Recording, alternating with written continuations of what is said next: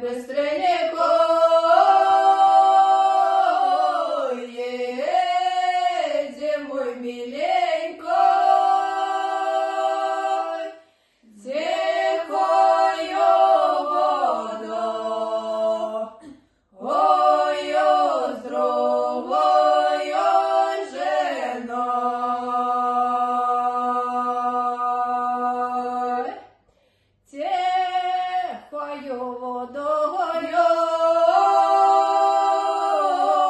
з другою женою, весельце маха, а є тиха розмовляй.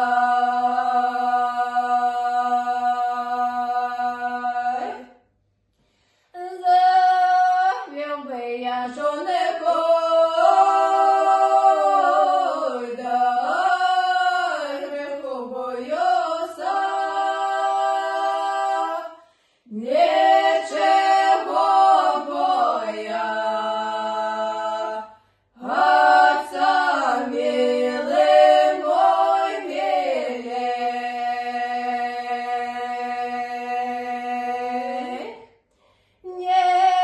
Нічого бояться,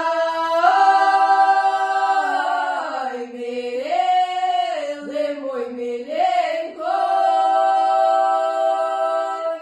ми скажемо льо, озявшой пошла й